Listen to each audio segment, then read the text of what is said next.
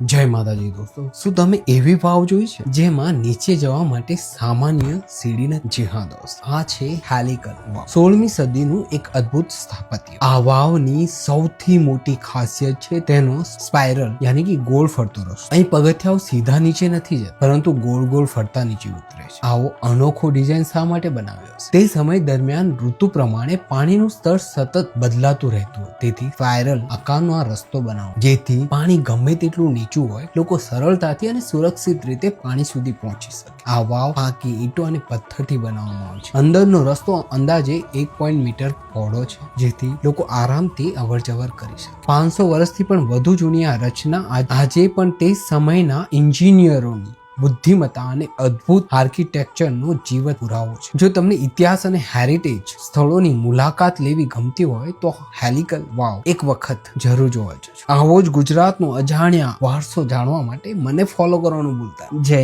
માતાજી.